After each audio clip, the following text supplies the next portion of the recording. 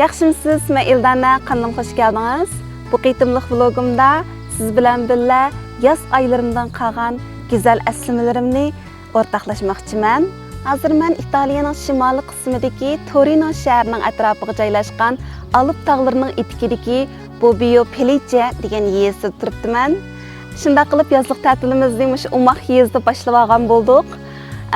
Biz turayotgan yerda nurg'unlagan tog'lar bor ekan, eng egiz cho'qqa 3171 metr egizlikda bo'ldi ekan, dengiz yuzidan bo'lgan egizligi.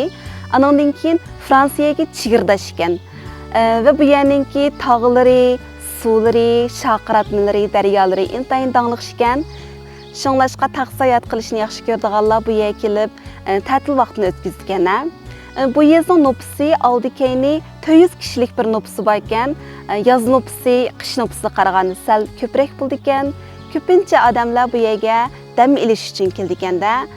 Biz turayotgan joymi, garchi mishda tog'liq bir rayon bo'lsa-mu, bu qitim yana o'xshashlam tog' iliklarda, tog' ilikida shunday bir yozliq ta'tilimizni o'tkazishni qaror qilishimizdagi muhim sabablarning biri bo'lsa, yilning 5-dan 6-oygacha hammamiz aldirash ishlaydiganimizda zehnimiz, yuragimiz, badanimiz charchaydi ekan. Anandan keyin shaharninki shavqollari, shahardagi varang-chironglar yoki bo'lmasa nurg'un odamlarning birga kelib varang-chirong qilishlari ba'zi vaqtida bizga azroq ig'ir keldi ekan. Garchi bek cho'ng shaharda yashamasaqmi, o'zimiz turayotgan shahardan ayrilib, yana shunday bir kichik bir yeziga kelish bizningki charchagan zehnimizni shundoq oromliq elib keldi. Shunlashqa bu qitimliq shu sayohatimizni shu yezda boshladik. Xudoyim buyursa, Torino shahrining ichidagi tatgan ba'zi bir videolarimni mush qitimliq vlogimda sizlar bilan hambayirlayman. Endi bu yerga kelishimizdagi yana bir sababmi bor. O sabab bo'lsa, bu yerniki tarixiy qismi bizni o'ziga jalb qildi.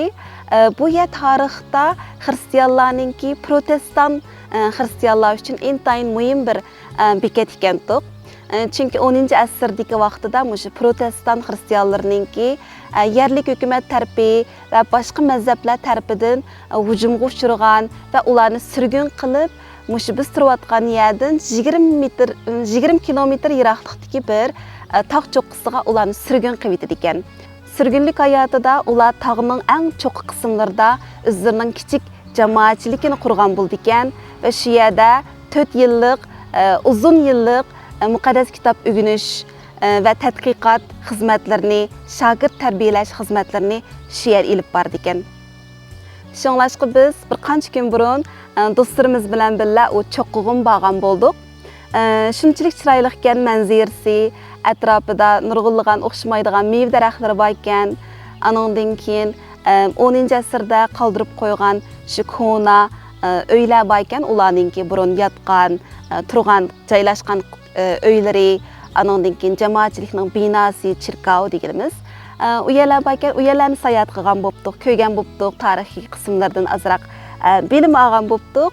Shunlashqa ro'yitimiz, zehnimiz iliq oshqanmizda bu yerda faqat dam olishlar emas, yana bir jihatdan yana oziqmi olgan bo'ldik. Taqchitqa vaqtida bu yerlik optipi odamga shunchalik huzur berdi ekan, tomoqlari shunchalik darajada singishli ekan. Garchi hozir temperatura sal issiq bo'lsa-mu, biroq iliqi sizni beorom qildigan bir oftob yo'q ekanda. Burun hatta xatirlamasam shu Ikiai degan kitobda dunyoda eng sog'lom yashaydigan millatlar yoki rayonlarda Italiya, Gretsiya, Yaponiya degandek davlatlarni o'qigandim. Italiyadagi odamlarningki turmush shaklimi bizni alayda o'ziga jalb qildi. Masalan, atdigan do'konlar atdigan 12 gacha chiqqan. Soat 12 dan boshlab 3:20 gacha taqib etadigan odamlar bu vaqtda uxlaydi ekan. 3:20 dan keyin andan keyin yana qayta 7:30 gacha do'konlarni ochadi ekan. Balkim cho'ng shaharlarda o'xshamasligi mumkin, biroq biz turayotgan hozirmish yezida shunchalik asta bir nim deymiz, yenik bir turmush shakli bor ekanda, bu xil turmush shakli bilib bilmaylam sizning badaningizga barliq besimlarni elib ketadi ekan. Bu yer menga bek yoqdi. Andan keyin tamaqlarımı manga bek yoqdi. Masalan, Norvegiya intayin qimmat şu yuğan ilqi İtalyaninki pomidorları bu yerda bahasım intayin muvafiqga. Yerlik süt mahsulotlarının masalan erimchikleri bu yerning shundaq tangliq ekan. Ularni yegan bo'pdiq. Deganlari İtalyaninki o'zininki tangliq espresso qahva. İntayin az bir qahvani ichib kunimizni boshlagan bo'pdiq. Men bek yaxshi ko'rdim İtalyanning turmush shaklini. Bilmadim burun siz bu taraflarga kelib boqqanmi? Agar sizning bu taraflarga kelib o'xshamagan yoki o'xshash hissiyotingiz, ta'sirotlaringiz bo'lgan bo'lsa, menga shu baho qismida yozib qoldirsangiz bek xush bo'lman. Bu qitimliq vlogimda İtaliya sayohatimdan boshqa yana o'zimninki qoldirgan Norvegiyadagi ba'zi bir go'zal aslimlarimni vlogimning ichiga qo'ymoqchiman. Shunglashqa huzuringiz davomli vlogimda bo'lsin. Undaq bo'lsa, siz bilan birdamdan keyin yana boshqa yerlarda ko'rishaylik. Rahmat.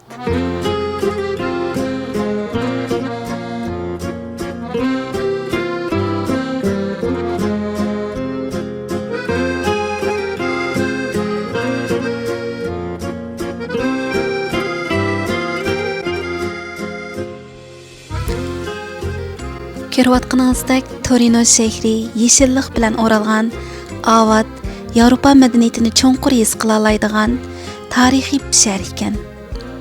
Havo klimati anglashimizcha 4 mavsumi nihoyat aniq, yozda issiq, qishda sovuq, jiq qor yog'adi ekan. Torino 1861-yildan 1865-yilgacha birlikka kelgan Italiya podshohligining tunji poytaxti bo'lgan ekan. Shaharda podshoh Savoy jamiyatining ko'plagan hashamatlik saroylari bor bo'lib, ular UNESCO Dunyo madaniyat meroslari tizimligiga kirgizilgan ekan. Torino yana Italiyaning avtomobil sanoat markazi ekan. Fiat shirkatining bosh shtabi mushu Torino shahrida ekan. Ko'rishga arziydigan sayohat nuqtalari bo'lsa, Torino shahrining eng asosli belgisi bo'lgan Mole Antonelliana, ya'ni Olam kino muzeyi, Misr muzeyi, Torino katedrali degandek yerlar bor ekan. Rostini desam, shaharning markaziy rayonida nurg'ulg'an chiroyli haykallar va tarixiy imoratlar qadamda bir uchrab turdi ekan. Shun shaharni inchiklik bilan ziyorat qilib chiqaman degan plan bo'lsa, hech bo'lmaganda 3 kunni ajratmasa, vaqt qisqa bo'lib qoldigandek his qildim. Bu qitim men garchi arzu qilgan yip do'konlarni chigilamagan bo'lsam-mu, ammo nurg'ulg'an chiroyli bezalgan kitobxonalar, sog' do'konlari, qahvaxona va tarixiy rayonlarni chigilash fursatimiz bo'ldi. Xudoyim buyursa, kelay yil agar yana fursat bo'lsa, Misr muzeyi bilan İtaliya yipak yip do'konlarini bir ziyorat qilg'im bor.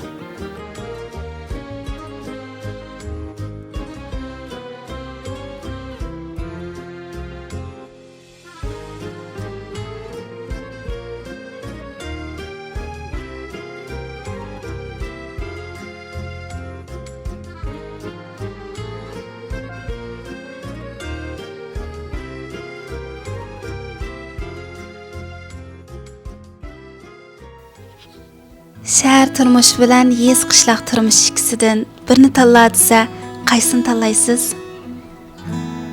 Egiz binolarni, zamonaviylikni, shahar turmushidagi tez ritmni yaxshi ko'ramsiz? Yoki bo'lmasa, tabiatga bekrak yaqin bo'lishni, nopsi az, jimjit, tanlashlar cheklik bo'lgan yez turmushinimi? Mencha bo'lganda her ikisining o'ziga tushliq go'zalliklari va pasib taraflari bor ekan. Burun men İstanbuldagi chaqlarimda ko'chalarda qistilishib ketgan mashinalar, bir-birini ishtirib ketayotgan odamlardan ichim siqilib, kelajakda kichik bo'lsa-mu, jimjit bir yezda o'zim bilan o'zim qushlarning ovozining ichida uyg'ondigan, mangsamla dengiz bo'yiga berib suv uzib, yoki tog'ga chiqib tabiatdan huzur ola oladigan bir yerda yashayman deb o'ylaydim.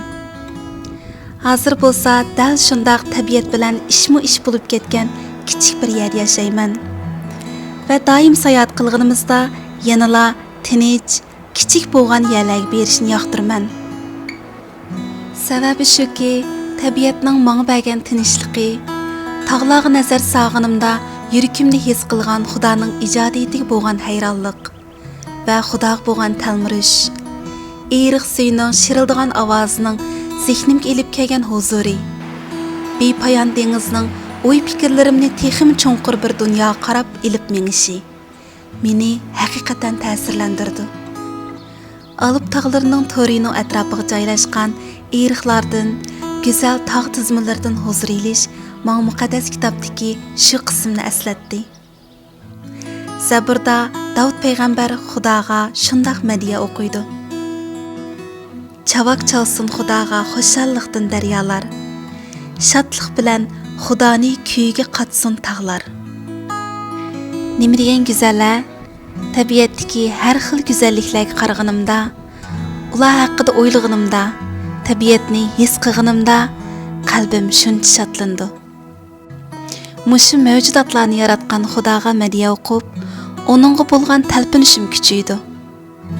O'ylab ketaman, Xudoning ijodiyati buncha go'zal bo'lgan yerda Xudo o'z qancha go'zaldi-a? Xudo haqiqatan bek go'zal. Go'zal bo'lg'achqa bizga go'zalliklarni berdi. Yuragimizga omonlik, xushallik, huzur degandek go'zal tuyg'ularni soldi.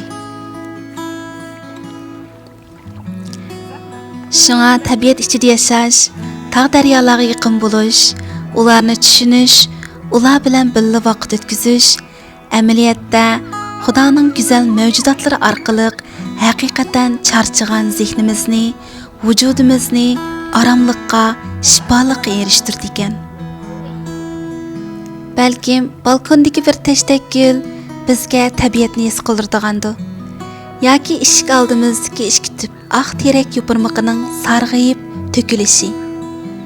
Muhimi, nadil bo'lsak bo'layli, arzu qildiganim, fursatimiz bo'lsa, tabiat ichida Xudoning bizga huzur elinglar deb yaratgan go'zal ijodiyatlardan ilhom va aram elishni unutmayli.